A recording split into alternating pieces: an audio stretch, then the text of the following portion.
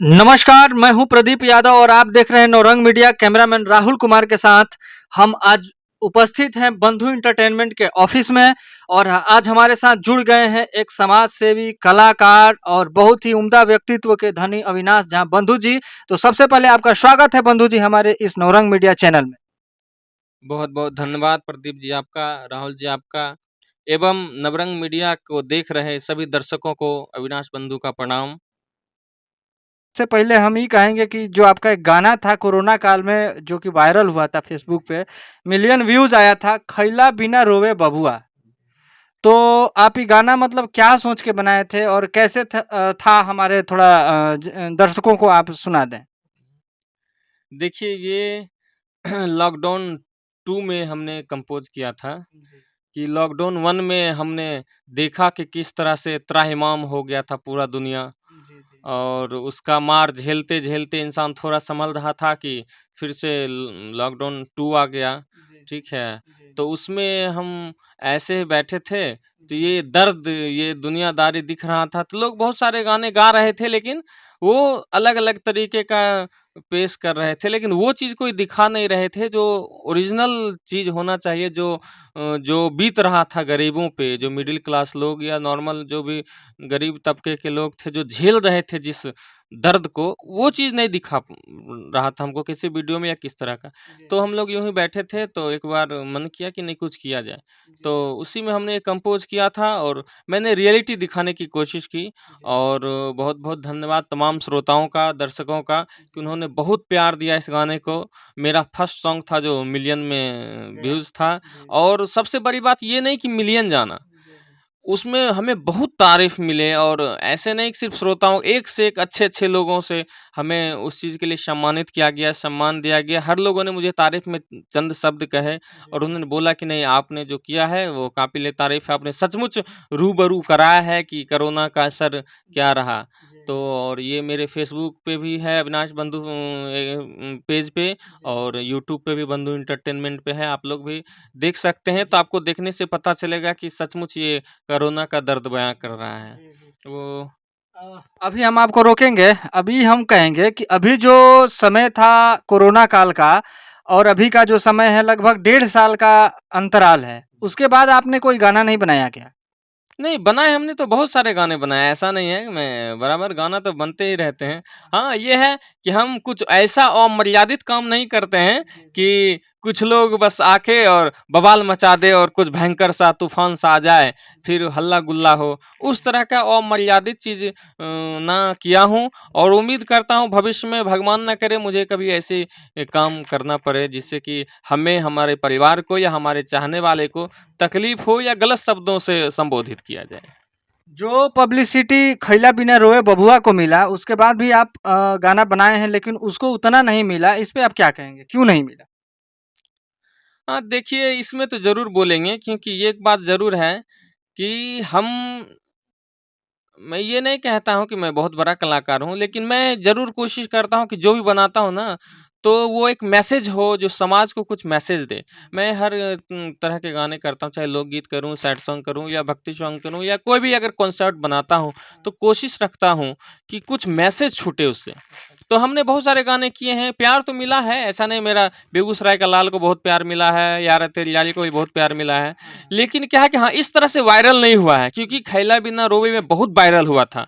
हमें लगता है कि हज़ारों लोगों ने अपने स्टेटस मेंटेन किए उसको, ठीक है? और तरह-तरह के मुझे फ़ोन्स आते थे, लोग कहते थे मेरी एक्टिंग ऐसी थी, मैंने खुद एक्ट किया था और तो मैसेज कॉल करते थे अगर ज़रूरत हो तो बताइए मैं आपको कुछ हेल्प कर दूँ क्या? कुछ लोग समझाते थे कि आप ऐसे यहाँ जाओ तो हेल्प मिलेगा। माने उनको सच्चाई दिख रही थी। उस प्रकार से हमारा कोई ऐसा वीडियो अभी तक वायरल नहीं हो पाया है। इसके पीछे रीज़न ये भी है कि देख ही रहे हैं आजकल क्या हो रहा है इंडस्ट्री में। अब कुछ लोग हैं क्या देखिए हमें बोलना नहीं चाहिए लेकिन आपने पूछ ही दिया है तो मैं बता दूँ कि लोग क्या हैं कि यहाँ आग पे पानी डाल के धुआँ-धुआँ करने में मज़ा लेते हैं। ठीक है? बहुत सारे आर्टिस्ट हैं, ऐसा नहीं कि मेरे जैसे ह मिनिमम 100 प्लस आर्टिस्ट हैं जो दिन-रात स्ट्रगल कर रहे हैं और अच्छा चीज़ करने की कोशिश करते हैं। लेकिन अच्छे चीज़ को दिखाने के लिए, बताने के लिए कोई नहीं है।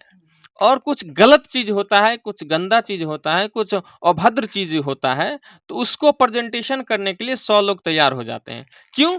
क्योंकि उससे भी उसी चीज में मजा आता है। एक बात बताइए, आपके घर में कोई आदमी है, ठीक है, और वो कोई अमर्यादित काम कर रहा है, तो क्या करेंगे आप?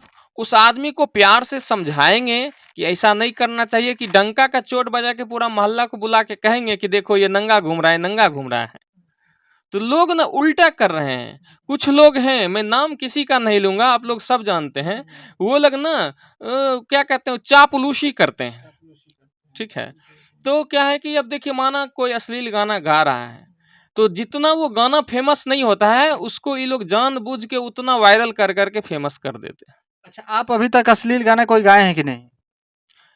नहीं, ऐसा मैं कोई गाना ना गाया हूँ और ना उम्मीद करता हूँ आगे कभी गाने का मौका मिले, या गाने की कोशिश भी नहीं करूंगा। बंधु जी, एक तरफ पवन सिंह जी गाते हैं कि तोहरा गही ढूंढी में बिया डाल दही का, खेसारी जी गाते हैं कि हम तो ढूंढी मुदले रहनी पियरी माटी से, और भी एक तरफ अभी बुलेट राजा जी के गाना पे काफी विवाद हुआ था, चर्चा हुआ था कि आज भर ढील द आ ढूंढी केंगा दुनी छील द। अभी एक लड़का चंदन चंचल है भी काफी वायरल हो गया कि देवरा ढूंढी चाटना बा। तो ये मैंने वाह रे ढूंढी, वाह रे तेरी लीला, तो ऐसा आप गाना कोई नहीं बनाए हैं जिससे आपका भी नाम बहुत मतलब चर्चित हो? आपने तो बहुत अच्छा गाना गाया था कि खैला बिना रोवे बबुआ, लेकिन उतना पहचान नहीं मिला जितना मिलना चाहिए। जिस तरह से पहचान चंदन चंचल जी, बुलेट राजा, पवन जी, खेसारी लाल ढूंढी ढूंढी कर करके पा लिए, उस तरह से आपने तो एक समाज को अच्छा मैसेज देने का काम किया। फिर भी आपको व्यूज मिला, मिलियन व्यूज जाना ये बहुत अच्छी बात है कि लोग सुने हैं, लेकिन पहचान क्यों नहीं हुई आपकी? मीडिया वाले लोग आपके पास क्यों नहीं पहुंचे कि आज अविनाश झा बंधु जी के पास चलते हैं और उनका इंटरव्यू लेते हैं, इस गाना के बारे में ये करते हैं? इस पे आपके क्या विचार होंगे? देखिए, ये ना संस्कार का असर है। जी। मैं ऐसा नहीं कि पवन सिंह जी बहुत अच्छे गायक हैं, और मैं दिल से बोलता हूँ कि गायक जो है, माने और भी लोगों का आपने नाम लिया, लेकिन वो लोग गायक नहीं हैं मेरे सोच से। ऐसे वो दुनिया सबका अपना अपना सोच लेकिन होता है। पवन जी रियली में गायक हैं। लेकिन वो भी तो गाए हैं कि तारा गहिर ढोड़ी ये में चीज बियर डाल है, देंगे। मैं उसी पे आ रहा हूँ। होता क्या है, देखिए, पवन जी रियली में बता रहा हूँ, भोजपुरी के शेर हैं। लेकिन है कह के मैं थोड़ा सा हेजिटेशन हो रहा है। हम ये कहेंगे कि भोजपुरी के शेर थे, गिदर के रेस में आके खुद को गिदड़ बना दिए। नहीं, मैं ये नहीं कह सकता हूँ, लेकिन अपनी अवहेलना कर रहे हैं। वो आज से 5 साल पहले का 10 जो देवी गीत उन्होंने जो गाया है, या जो भी लोकगीत गाया है, उसको कभी भी आप सुने तो लगेगा कि मैं रियली में गाना सुन रहा हूँ, भजन सुन रहा हूँ, या कोई भी लोकगीत ही है तो लगेगा कि सुन रहा हूँ।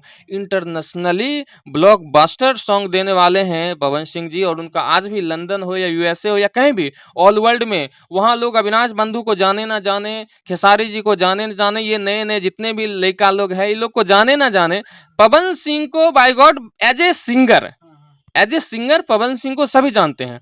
और रियली मैं दिल से रिस्पेक्ट करता हूँ उनका कि वो अच्छे सिंगर हैं। लेकिन बस छोटी सी बात है, क्या कहता है कि वो तो शेर थे, लेकिन कुत्ते और गिदर के रेस में खुद को शामिल करके थोड़ा थोड़ा कभी कभी हेजिटेशन लगता है कि सर को ऐसा नहीं करना चाहिए था। अच्छा, ढोढ़ी गाने वाले गायक जैसे पवन जी हो गए, खेसारी, बुलेट राजा, चंदन चंचल और भी बहुत सारे लोग गाते हैं।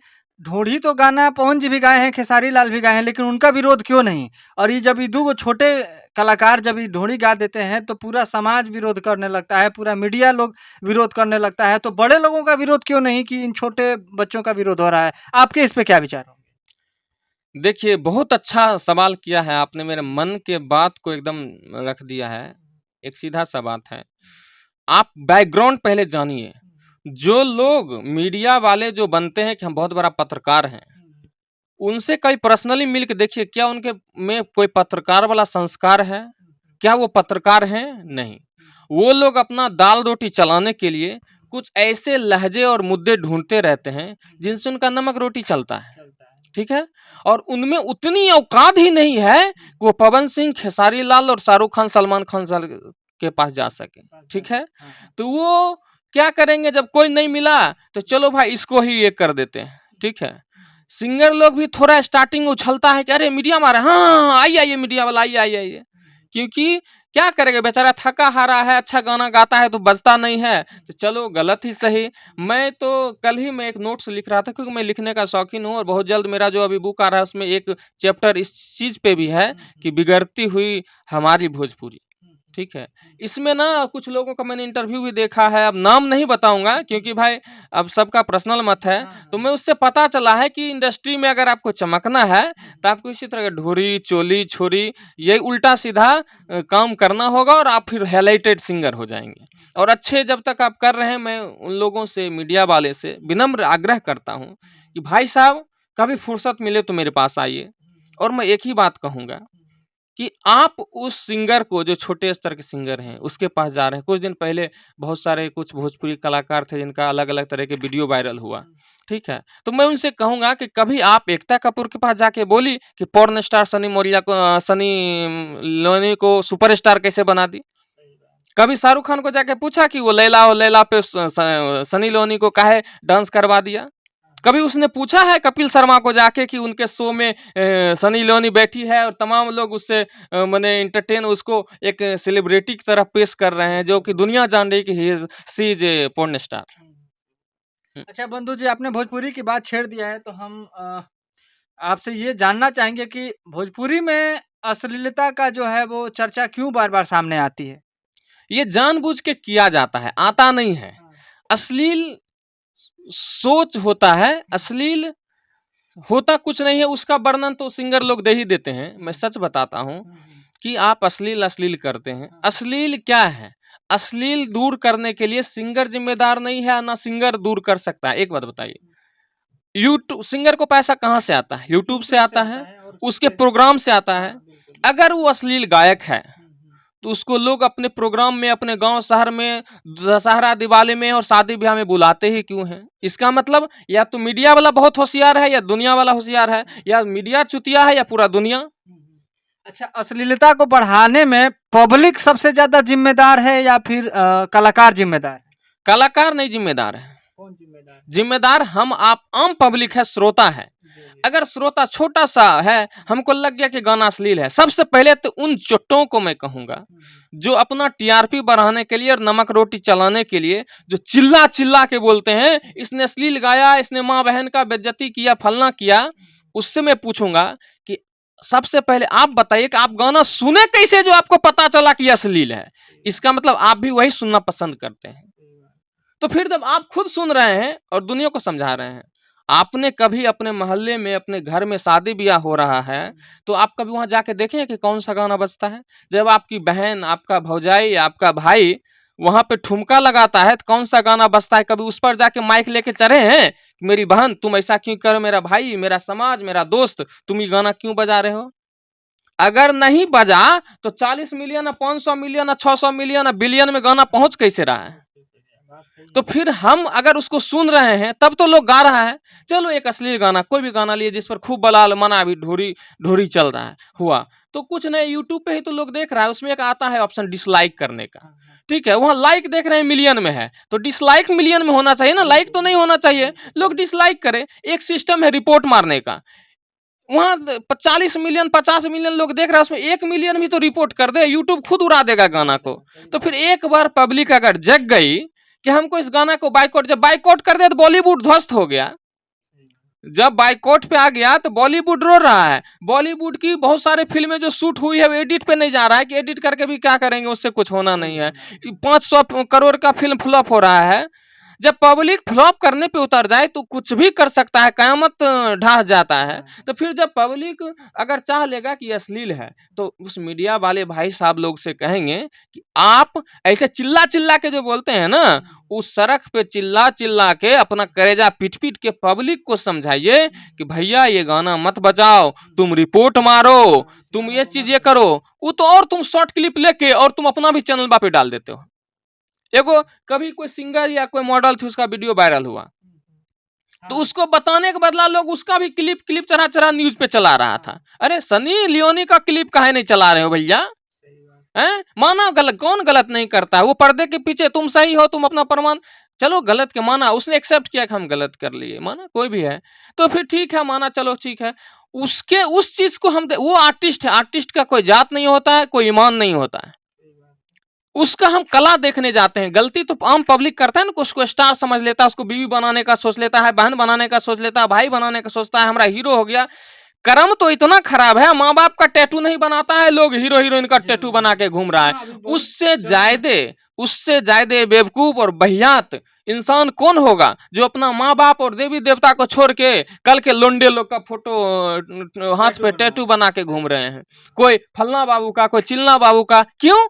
क्योंकि वो बाबू साहब जो लोग हैं, वो तब तक आप कितना बड़ा फैन है उनका तारीफ कर, उनका गाना से नहीं मतलब है, लेकिन अगर कोई उनका नाम का टैटू बना लिया तो एकदम भींगी आंखों से भीगी बिल्ली वाला नकली आंसू निकाल के दिल की गहराई से आवाज लगाएंगे, मेरे प्यारे भाई तुमने मेरे लिए ऐसा क्यों किया, अरे तुम अपने मम्मी पापा का करता, मेरे लिए जरूरत नहीं है इस सब का, हम तुमको बहुत प्यार करते हैं। और ऐसे सर पे किसी को मैं अभी अभी देखा हूं, अब नाम नहीं लूंगा, आप लोग जानते ही हैं, टैटू देख लिए तो बोले हाँ बताइए भाई हम इसके लिए क्या कर सकते हैं, चलिए ठीक है हम जुबान देते हैं 6 महीना में हीरोइन बना देंगे। हैं वो टैटू बना लिए हीरोइन बन गया, और जो वहाँ माने इंस्टीट्यूट में मेहनत कर रहा है, एक्टिंग क्लास कर रहा है 5 साल से, दिन रात आलाप लगा रहा है, रियाज कर रहा है, उसको एक्टर सिंगर बनने की जरूरत नहीं है, उसको मदद नहीं किया जाएगा, उसको मदद की जरूरत नहीं है। जो टैटू बना लिए उसको मदद मिल रहा है।